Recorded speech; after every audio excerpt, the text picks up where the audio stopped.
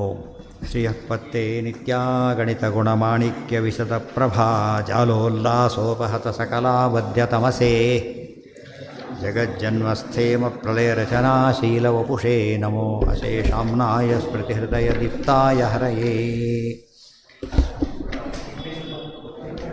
ನ ಶಬ್ದಾಬ್ಧೌ ಗಾಢಾ ನ ಚ ನಿಗಮಚರ್ಚಾಸು ಚತುರಾ ನ ಚ ನ್ಯಾಯೇ ಪ್ರೌಢಾ ನ ಚ ವಿದಿತವೇದ್ಯಾ ಅಪಿ ವಯಂ ಪರಂ ಶ್ರೀಮತ್ಪೂರ್ಣಪ್ರಮತಿಗುರುಕಾರುಣ್ಯಸರಣಿಂ ಪ್ರಪನ್ನಾಃ ಮಾನ್ಯಾಃ ಸ್ಮಃ ಇಮಪಿ ಚ ವದಂತೋಪಿ ಮಹತಾಂ ನಾರಾಯಣಂ ನಿಖಿಲಪೂರ್ಣಗುಣೈಕದೇಹಂ ನಿರ್ದೋಷಮಪ್ಯತಮಮಪ್ಯಖಿಲೈಃ ಸುವಾಕ್ಯೈಃ ಅಸ್ಯೋದ್ಭವಾದಿತಮಶೇಷವಿಶೇಷತೋಪಿ ವಂದ್ಯಂ ಸದಾ ಪ್ರಿಯತಮಂ ಮಮ ಸನ್ನಮಾಮಿ.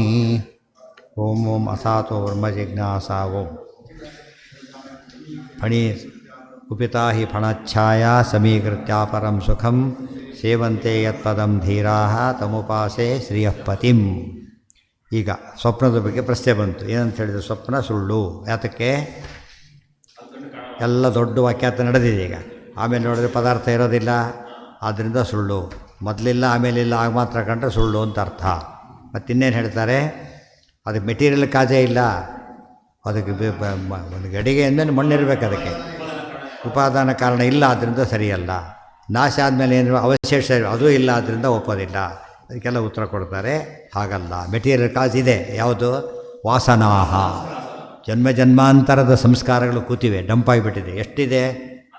ಅನಂತ ಇವೆ. ಆದ್ದರಿಂದ ಮೆಟೀರಿಯಲ್ ಕಾಜ್ ಇಲ್ಲ ಅಂತ ತಿಳ್ಕೊಳಕ್ಕೆ ಹೋಗಬೇಡಿ. ಸಾಧಿನೋ ಮನಸಃ ತ್ರಿಗುಣಾತ್ಮಕಂ ಮನೋ ಅಸ್ತೇವ ಯಾವನ್ ಮುಕ್ತಿ ಸದಾತನಂ. ಎಲ್ಲಿವೆ ಅವೆಲ್ಲ ವಾಸನೆಗಳು ಅಂದರೆ ಮನಸ್ಸಲ್ಲಿ ಸೇರಿಕೊಂಡಿದೆ. ತತ್ರೈವ ಅಶೇಷ ಸಂಸ್ಕಾರಾ ಸಂಚೀಯಂತೆ ಸದೈವ ಚ. ತತ್ರೈವ ಅಶೇಷ ಸಂಸ್ಕಾರಾ. ಯಾವುದೋ ಕಂಪ್ಯೂಟರ್ ಕೆಲಸ ಮಾಡಿದ, ಆಗಲೇ ಹಾಕ್ಕೊಂಡಿದ್ದಾಗಲೇ ಸಿ ಡಿಗೆಲ್ಲ ಶಿಫ್ಟ್ ಮಾಡ್ಕೊಂಡ್ಬಿಟ್ಟಿದ್ದ. ಆಗ ಏನೋ ಬಂತು, ಕಂಪ್ಯೂಟರ್ ಹೋಗಿಬಿಡ್ತು. ಲಾಸ್ ಇಲ್ಲ, ಎಲ್ಲಿದೆ ಅದೀಗ? ಸೇಫಾಗಿದೆ ಅದೀಗ. ಗೊತ್ತಾಯ್ತಾ? ಹಾಕೊಂಡು ಮುಂಚೆ ಹೋದರೆ ಹೋಗಿಬಿಡುತ್ತೆ. ಸೊ ಎಲ್ಲ ಮನಸ್ಸಲ್ಲಿ ಏನಾಗ್ತಿರುತ್ತೆ? ಡಂಪ್ ಆಗೋದ್ರಿಂದ ನಾಶ ಇಲ್ಲ. ವಸ್ತು ಹೋಯ್ತೀಗ, ವಸ್ತು ಇಲ್ಲ. ಇವತ್ತು ಯಾರ್ದೋ ನೆನೆಸ್ಕೋತೀರಿ, ಅವರಿಲ್ಲ ಈಗ. ಬಟ್ ಸಂಸ್ಕಾರದಲ್ಲಿ ಏನಿದೆ? ಅವ್ರು ಹೀಗಿದ್ದರು, ಹಾಗೆ ಮಾತಾಡ್ತಿದ್ರು, ಎಲ್ಲ ಜ್ಞಾಪಕ ಬರುತ್ತೆ. ಆ ಯೋಚನೆ ಇಲ್ಲ. ತ್ರಿಗುಣಾತ್ಮಕಮ್ಮನು ಅಸ್ತೇವ. ಇವತ್ತು ವಿಡಿಯೋ ಒಂದು ಯೋಚನೆ ಇಲ್ಲ. 70-80 ಮಡಿಬೇಕಾದ ಮದುವೆ ವಿಡಿಯೋ ನೋಡಿದ್ರೆ ಗೊತ್ತಿರುತ್ತೆ ತಮ್ಮದನ್ನೇ, ಎಲ್ಲ ಈ ರೀತಿ ಇದ್ದಾಗ. ಇದು ಎಷ್ಟು ಆಶ್ಚರ್ಯ. ಈ ವಾಸನೆ ಅರ್ಥ ಆಗುತ್ತಾ ಇಲ್ಲ? ಈಗ ಅವ್ರು ಯಾರೂ ಇಲ್ಲೇ ಇಲ್ಲ, ಎದುರಿಗಿಲ್ಲ, ಕೆಲವರು ಬದುಕೇ ಇಲ್ಲ. ಆದರೂ ಸತ್ಯ ಆಗಿದ್ದೆ ಸುಳ್ಳ? ಸತ್ಯ ಅಷ್ಟೇ. ಅದರಿಂದ ತೋರಿಸೋಕ್ಕೆ ಸಾಧ್ಯ ಆಯಿತು. ತ್ರಿಗುಣಾತ್ಮಕ ಮನಸ್ಸಂದರೆ ಏನದು? ತ್ರಿಗುಣಾತ್ಮಕ. ಯಾವನ್ಮುಕ್ತಿ, ಮೃತ್ಯುವರೆಗೆ ಇರುತ್ತದೆ. ತತ್ರೈವ ಅಶೇಷ ಸಂಸ್ಕಾರಾ ಸಂಚೀಯಂತೆ ಸದೈವ ಚ.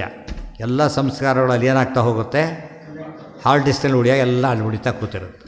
ಸದೈವ ಚ ಮನಸ ಏವ ಸಂಸ್ಕಾರಾಶ್ರಯತ್ವಂ ನಾತ್ಮನಃ ಇತಿ ಅತ್ರ ಉಪತ್ತಿ ಸೂಚನಾಯ. ತ್ರಿಗುಣ ಮೃತ್ಯುಕ್ತ ಸ್ವರೂಪಕ್ಕೆ ಸೇರೋದಿಲ್ಲ, ಮನಸ್ಸಲ್ಲಿ ಸೇರುತ್ತಷ್ಟೆ. ಗುಣಾತ್ಮಕಮಿತ್ತೇವ ಉಕ್ತೆ ಪರಿಮಾಣಾದಿ ಗುಣಾತ್ಮಕಮಿತ್ಯಪಿ ಪ್ರತೀತಿ ಸ್ಯಾತ್.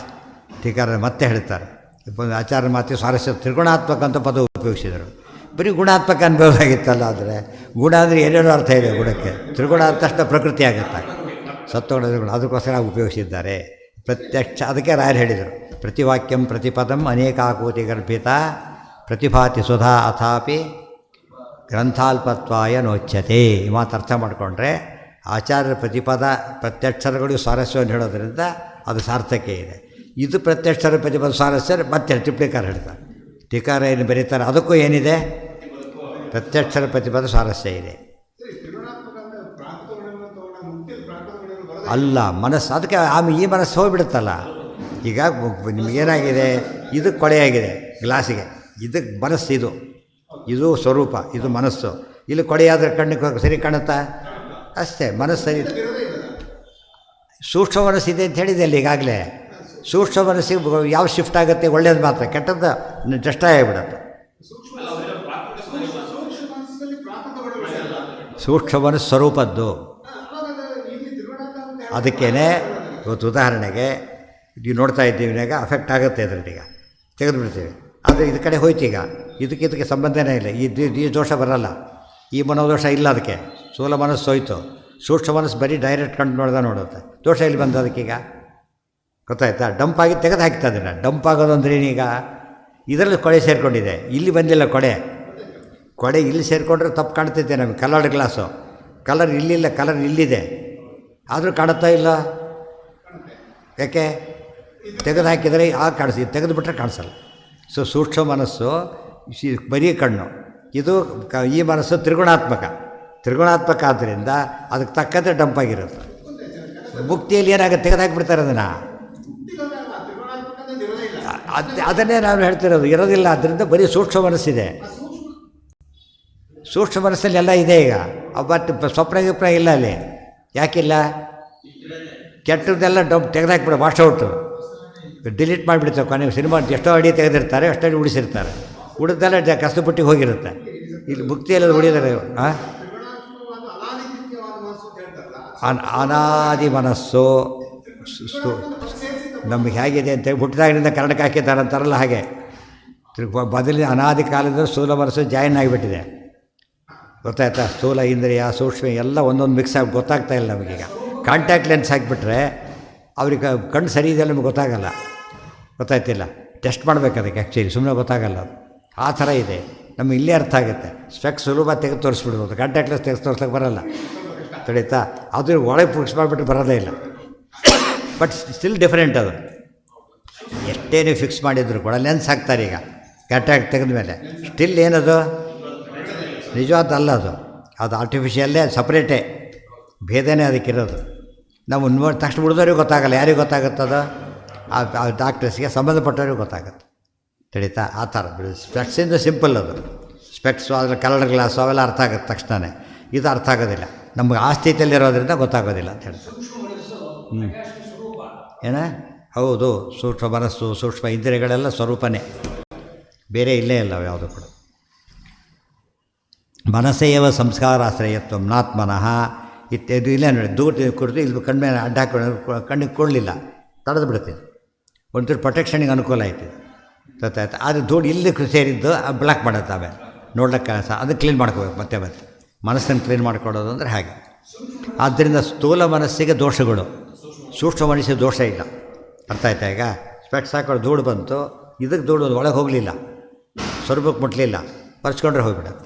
ಒರೆಸ್ಕೊಳ್ಳೋದು ಗೊತ್ತಾಗದೆ ಹೋದರೆ ಕನ್ಫ್ಯೂಸ್ ಮಾಡ್ಕೊತಾರೆ. ಆ ದೃಷ್ಟಿಯಿಂದ ನಮ್ಮ ಶಕ್ತಿ ಏನಿಲ್ಲ ಅಂದರೆ ಸ್ಪೆಕ್ಸ್ ತೆಗೆದು ನೋಡ್ಲಿಕ್ಕೆ ಬರೋ ಹಾಗೆ ಮನಸ್ಸನ್ನು ಸಪ್ರೇಟ್ ಮಾಡಿದ್ರೆ ನಮಗೆ ಬರಲ್ಲ. ಈಗ ಎಲ್ಲರೂ ಕೂತ್ಕೊಂಡ್ಬಿಟ್ಟಿದೆ. ಈಗ ಕೆಲವು ಕಾಂಟ್ಯಾಕ್ಟ್ ಲೆನ್ಸನ್ನು ಡಾಕ್ಟರ್ಸೇ ಹಾಕ್ಬೇಕು, ನಾವು ಹಾಕ್ಕೊಳ್ಳೋಕೆ ಬರೋಲ್ಲ. ಕೆಲವನ್ನು ಹಾಕ್ಕೊಳ್ಳೋಕೆ ಬರೋಲ್ಲ. ಅಂಥದ್ದಾದ್ದರಿಂದ ಇದಕ್ಕೆ ಸಂಬಂಧಪಟ್ಟವರೇ ಬರಬೇಕು. ಆದ್ದರಿಂದ ಡಂಪಾಗಿದ್ದು ಏನು ಸಮಸ್ಯೆ ಬರಲೇ ಇಲ್ಲ ಅದರೊಳಗೆ. ಈಗ ಯಾರಿಗೆ? ಅರೆ ನೋಡೋದದು, ವಿಟ್ನೆಸ್ ಮಾಡೋದು ಅದೇ. ಇದಕ್ಕೆ ಇದೇ ಇಲ್ಲ. ಈ ಕಣ್ಣೇ ಇಲ್ಲ, ಸ್ಪೆಕ್ಸ್ ಹಾಕೊಂಡು ಏನು ಮಾಡ್ತೀವಿ ನಿಮಗೆ? ನೋಡೋದದೇ ಅಫೆಕ್ಟ್ ಆಗೋದಿಲ್ಲ. ಈಗ ಬೆಂಕಿ ನೋಡ್ತೀವಿ, ಸುಟ್ಟೋಗುತ್ತಾ ಕಣ್ಣು? ನಮ್ಮದು ಬೆಂಕಿ ನೋಡ್ತಾ ಕಣ್ಣು ಸುಡೋದಿಲ್ಲ. ಯಾಕೆ? ಬೆಂಕಿ ಜ್ಞಾನ ಬಂತು, ನಮಗೆ ಕಣ್ಣು ಸುಡಲಿಲ್ಲ.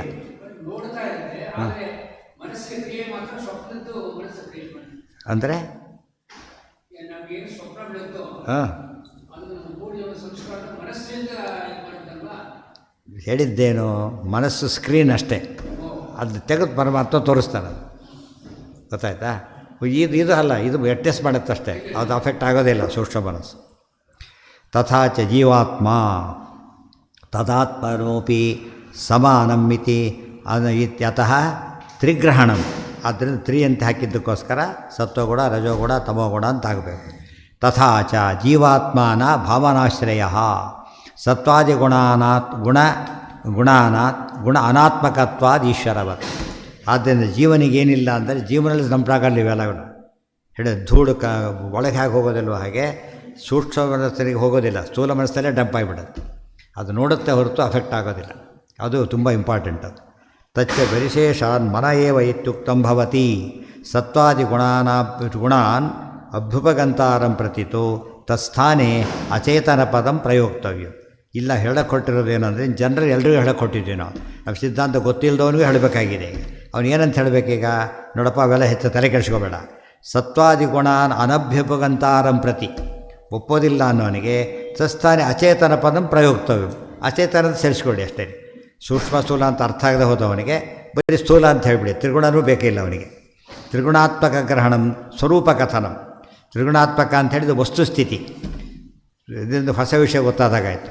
ವಸ್ತುಸ್ಥಿತಿ ಒಂದಿರುತ್ತೆ, ಕೇಳೋರಿಗೆ ಅರ್ಥ ಆಗ್ತಾ ಇಲ್ಲ, ಅಥವಾ ಅವ್ನು ಒಪ್ಪೋ ಬೇರೆ ಬರ್ತಾರೆ, ಅದನ್ನ ಟೈಮ್ ವೇಸ್ಟ್ ಮಾಡಬಾರ್ದು. ಏನು ಮಾಡಿದ್ರೆ ಸಾಕು ನಾವೀಗ, ಅವನ ಒಪ್ಕೊಳ್ಳೋದು ಮಾತು ಹೇಳಿಬಿಟ್ರೆ ಸಾಕು. ಅವನಿಗೇನು ಒಪ್ಪೋದು ಒಪ್ಕೊಳ್ಳೋ, ಅಲ್ಲಿ ದೊಡ್ಡ ವಿಷಯ ಕನ್ಫ್ಯೂಸ್ ಮಾಡ್ಕೊಳಕ್ಕೆ ಹೋಗಬಾರ್ದು. ಮೋಕ್ಷೇಪಿ ಸತ್ವಾತ್ ಮಾಡಿದ ಇಶ್ಯೂ ಚೇಂಜ್ ಆಗಿಬಿಡೋದ್ರಿಂದ ಯಾವುದು ತೀರ್ಮಾನ ಆಗೋದಿಲ್ಲ. ಅದಕ್ಕೆ ಇನ್ನೊಂದು ಪ್ರಶ್ನೆ ಮತ್ತೊಂದು ಪ್ರಶ್ನೆ ಬಂದು ಏನಾಗುತ್ತೆ, ಬೆಳೆ ಡೈರೆಕ್ಷನ್ ಶುರುವಾಗುತ್ತೆ. ಅದಕ್ಕೆ ಒಂದು ಮಾತು ಹೇಳ್ತಾರೆ, ವಿಮತಂ ಮಿಥ್ಯ ಅಂತ ಹೇಳಿದರು. ವಿಮತಂ ಅಂತ ಯಾಕೆ ಹೇಳಿದರು, ಅದನ್ನೇ ಎಕ್ಸ್ಪ್ಲೇನ್ ಮಾಡ್ತಾ ಕೂತ್ರೆ ಮತ್ತೆ ಗಲಾಟೆ ಶುರುವಾಗುತ್ತೆ. ಸೊ ಇಶ್ಯೂ ಅಂದರೆ ಸಾಕದು. ಇಶ್ಯೂ ಅಂದರೆ ಬಿಡೋದು ಗೊತ್ತಿದ್ರೆ ಅರ್ಥ ಆಗುತ್ತೆ ಏನು ಇಶ್ಯೂ ಅಂತೇಳಿ. ಪ್ರಸರ್ತಿ ಏನು ಹೇಳಬಾರ್ದು, ಅದನ್ನೇ ಹೇಳ್ತಾ ಕೊಡಬೇಕಾಗಿಲ್ಲ. ವಿಮತಂ ಅಂದ್ಬಿಟ್ರೆ ಮುಗಿದೋಯ್ತು. ಇಶ್ಯೂ ಅಂಡರ್ ಡಿಸ್ಕಷನ್ ಅಂತ ಅರ್ಥ ಅದಕ್ಕೆ. ತ್ರಿಗುಣಾತ್ಮಕ ಗ್ರಹಣಂ ಸ್ವರೂಪ ಕಥನಂ ಅಸ್ತೇವ ಸರ್ವದೈವ ಇತಿ ವಿಶೇಷ. ತಥಾ ಸತಿ ಮೋಕ್ಷೇಪಿ ಸತ್ವಾತ್ ಸ್ವಪ್ನಾವಸ್ಥಾ ಆಪತ್ಯ ರೀತಿ ಉಕ್ತಂ ವಿರುಣೋತಿ ಯಾವದೀತಿ. ಹಾಗಿದ್ರೆ ಮೋಕ್ಷದಲ್ಲೂ ಕೂಡ ಇರುತ್ತಾ, ಸೂಕ್ಷ್ಮ ಮನಸ್ಸಲ್ಲಿ ಹೇಳ್ತಾರೆ ಬರೋದಿಲ್ಲ, ಮೋಕ್ಷದಲ್ಲಿ ಇರೋದಿಲ್ಲ. ಮೋಕ್ಷದಲ್ಲಿ ಕನಸಿರೋದಲ್ಲಿ ನೆನ್ಪಿಟ್ಕೋಬೇಕು. ಕನಸು ಕಾಣಬೇಕು ಅಂತಂದರೆ ಮೋಕ್ಷಕ್ಕೆ ಹೋಗಬಾರ್ದು, ಗೊತ್ತಾಯ್ತು. ಮೋಕ್ಷದಲ್ಲಿ ಏನಿಲ್ಲ, ಕನಸಿಲ್ಲ. ಯಾಕಿಲ್ಲ ನಿದ್ದೆನೇ ಇಲ್ಲ, ಸ್ಥೂಲ ಮನಸ್ಸು ಇದ್ರೆ ಅದಿಲ್ಲೇ ಇಲ್ಲ, ಆದ್ದರಿಂದ ನಿದ್ದೆ ಇಲ್ಲ ಹಿಡಿತಾ. ಆಯಾಸ ಆಗೋದೇ ಇಲ್ಲ, ಅದಕ್ಕೆ ಕರೆದಿರೋದು. ಈಗ ಆಯಾಸ ಆಗೋದ್ರಿಂದ ಇದು ಮಾಡಬೇಕು, ಪ್ರಶ್ನೆ ಬೇಕು. ದೇವತೆಗಳು ಅನಿಮಿಷರು ಅಂತ ಕರೀತಾರೆ. ನಿದ್ದೆ ಮಾಡೋದಿಲ್ಲ ಅಲ್ಲ, ಅವ್ರೇನು ಮಾಡೋದಿಲ್ಲ, ಕಣ್ಣು ರೆಪ್ಪೆ ಬಡಿಯೋದಿಲ್ಲ. ಕೆಲವರು ರೆಪ್ಪೆ ಇಲ್ಲ ಅಂತ ತಿಳ್ಕೊಂಬಿಟ್ರೆ, ರೆಪ್ಪೆ ಇಲ್ಲ ಅಲ್ಲ, ರೆಪ್ಪೆ ಬಡಿಯೋದಿಲ್ಲ. ಯಾಕೆಂದರೆ ಆಯಾಸ ಆಗೋಲ್ಲ, ನಮಗೆ ಸ್ಟ್ರೇನ್ ಆಗೋದ್ರಿಂದ ನಮ್ಗೆ ಗೊತ್ತಿಲ್ಲದೆ ಆಸಕ್ತಿ ಬಡ್ಕೊತಾನೆ ಇರ್ತದೆ. ನೋಟಿಸಬಲ್ಲಿ ಬೇರೆ, ನಾವು ನೋಟಿಸ್ ಮಾಡ್ದೂ ಮಾಡ್ತಾರೆ ಕೆಲಸ ಆಗ್ತಾಯಿರುತ್ತೆ. ಅದ್ರಲ್ಲಿ ಲೆಕ್ಕ ಹಾಕ್ತಾರೆ ಗೂಗಲ್ಗೆ ಹೋಗಿ ಎಷ್ಟೊತ್ತು ಕಣ್ಣು ರೆಪ್ಪೆ ಬಿಡಿಸ್ತಾರೆ ಅಂತ ಹೇಳಿಬಿಟ್ಟು. ಈಗ ಮೋಕ್ಷದಲ್ಲಿ ಶ್ರಮನೇ ಇಲ್ಲ ಅಂದಮೇಲೆ ಯೋಚನೆ ಇಲ್ಲ. ಹೌದು ಹೌದು, ಯಾವುದಕ್ಕೆ ಸ್ಮರಣೆ ಬೇರೆ, ಅಫೆಕ್ಟ್ ಇಲ್ಲ. ಅಫೆಕ್ಟ್ ಡೀಲಿಂಕ್ ಆಗೋಯ್ತು, ಗೊತ್ತಾಯ್ತಾ. ಅದರಲ್ಲಿ ಅದು ಖುಷಿ ಆಗುತ್ತೆ, ಅವನು ಏನಾಗೋದಿಲ್ಲ, ಅಫೆಕ್ಟ್ ದುಃಖನೇ ಆಗೋದಿಲ್ಲ, ಡೀಲಿಂಕ್ ಆಗಿಬಿಡುತ್ತಲ್ಲ. ರೋಗ ಇದ್ದು ರೋಗ ಅನುಭವಿಸ್ತೇನೆ ಎಂಬ ಅನುಭವ ಬೇರೆ, ರೋಗ ಇತ್ತು ಈಗಿಲ್ಲ ಅನ್ನೋ ಅನುಭವ ಬೇರೆ. ರೋಗ ವಾಸಿಯಾದ ಕಾಲಕ್ಕೆ ರೋಗ ಇದ್ದ ಅನುಭವ ಇಲ್ಲದೆ ಹೋದರೆ ರೋಗವಾಸಿಯಾದ ಅನುಭವ ಬರೋದಿಲ್ಲ ಅವನಿಗೆ. ರೋಗದ ಅನುಭವ ಇರಬೇಕು, ಬಟ್ ಫೀಲಿಂಗ್ ನಾನು ಅನುಭವಿಸ್ತೇನೆ ಈ ಫೀಲಿಂಗ್ ಹೊರಟೋಯ್ತು. ಆ ರೀತಿ ಆಗೋದ್ರೆ ಸಮಸ್ಯೆ ಇಲ್ಲ. ಹೇಳ್ತಾನೆ ತಾನೇ ಉಗುರು ಕಟ್ ಮಾಡಿ ಹಾಕಿರ್ತಾನೆ. ಅದು ಇಲ್ಲಿದ್ದಾಗ ಇದು ನೋಡಿ, ನಾವು ಉಗುರು ಬಿಸಾಕಿಬಿಡ್ತಾನೆ. ಅದನ್ನು ಇಲ್ಲಿದ್ದಾಗ ಬಿಸಾಕಿ ಸಿಟ್ಟು ಬರುತ್ತೆ, ಅಲ್ಲಿ ಹೋದರೆ ತಾನೇ ಬಿಸಾಕಿಬಿಡ್ತಾನೆ. ಅದು ಡೀಲಿಂಗ್ ಆಯ್ತದೆ. ತನ್ನ ಉಗುರು ಅಲ್ಲ ಅಂತ ಹೇಳೋದಿಲ್ಲ, ಅದಕ್ಕೆ ಸಂಬಂಧ ಇಲ್ಲ ಅಂತ ಹೇಳ್ತಾರೆ. ಇದು ದೇವ್ರು ಏನು ಮಾಡಿದಾನೆ ಗೊತ್ತಾ, ನಮಗೆ ಏನಾದರೂ ಅಟ್ಯಾಚ್ಮೆಂಟ್ ಇಲ್ಲದೆ ಅಂತ ಹೇಳಿದ, ಉಗುರು ಹಾಕ್ಕೊಟ್ಟ ನಮಗೆ. ಏನು ಮಾಡಿದ, ಒಂದಿಷ್ಟು ಡೆಡ್ಡೋ ಲೈವ್ ಅದು ಉಗುರು ಎರಡೂ ಆಗಿದೆ. ಬೆಳೀತಿದ್ದಾದ್ದರಿಂದ ಲೈವ್ ಅದು ಡೆಡ್ ಆಗಿದ್ದರೆ ಬೆಳೀತಿರಲಿಲ್ಲ. ಆಮೇಲೆ ಇನ್ನೇನು ಕಿತ್ತಾಕಿದ್ರೆ ಏನಾಗಲ್ಲ, ಆದ್ದರಿಂದ ಅದು ಲೈವ್ ಅಲ್ಲ, ಭಾರಿ ಮ್ಯಾಜಿಕ್ ಅದು. ಅದು ಜ್ಞಾನಿ ಆಗಿರ್ತಾನೆ ಅಂತ ಅರ್ಥ. ಜ್ಞಾನಿ ಆಗಿರ್ತಾನೆ, ಎಲ್ಲ ಅಟ್ಯಾಚ್ ಜ್ಞಾನ ಇರುತ್ತೆ ಅವನಿಗೆ, ಅಫೆಕ್ಟ್ ಆಗೋದಿಲ್ಲ. ಡೆಡ್ ಬಾಡಿಗೆ ಅಫೆಕ್ಟ್ ಆಗೋದಿಲ್ಲ, ಬಟ್ ಜ್ಞಾನವೇ ಇಲ್ಲ ಅದಕ್ಕೆ. ಜ್ಞಾನ ಇದ್ದು ಉಗುರಿದ್ದಾಗಿರಬೇಕು, ಅದು ಮಾತು ಅರ್ಥ ಮಾಡಿಕೊಂಡ್ರೆ ಸಮಸ್ಯೆನೇ ಬರೋದಿಲ್ಲ. ಅದು ಕೇಶಗಳು ಹಾಗೇನೆ, ಕೂದಲು ಕಟ್ ಮಾಡ್ಕೊಂಡು ನೋವಾಗತ್ತಾ, ಇಲ್ಲ. ಯಾಕೆ, ಅದು ಬೆಳೆಯೋದು ಹೌದು, ಅದು ಸೇಮ್, ಎರಡು ಸೇಮ್ ಎಕ್ಸಾಂಪಲೇ. ಇದು ಹಾಗೆ ಅದು ಹಾಗೇನೆ. ತತ್ರೈವ ಅಶೇಷ ಸಂಸ್ಕಾರ ಸಂಚೀಯಂತೆ ಸದೈವ ಚ. ನಾವು ಬೇರೆ ದೃಷ್ಟಾಂತ ಕೊಟ್ಟರೆ ಯಾರ್ದೋ ಹೇಳ್ತೀರಿ ಅಂತಾಗುತ್ತೆ. ಉಗುರು ಕೇಶ ಕೊಟ್ಟರೆ ಇವಂದೇ ದೃಷ್ಟಾಂತ, ನೀನೇ ಅನುಭವಿಸ್ತೀಯಲ್ಲಪ್ಪ, ನೀನು ಇನ್ವಾಲ್ವ್ಮೆಂಟ್ ಇಲ್ಲದೆ ಇಟ್ಕೊಂಡಿದ್ಯಾ ಇಲ್ವೋ ಹಾಗೆ. ಸತ್ಯೇವ ಅಸ್ತೇವ ಸರ್ವದೈವೇತಿ ವಾ ಇತಿ ಶೇಷ. ಅಲ್ಲಿರಲಿ, ನಾಳೆ ದಿವಸ ಇನ್ನೂ ತುಂಬ ಇದೆ. ಸ್ವಪ್ನದ್ದು ಬೇಕಾದಷ್ಟು.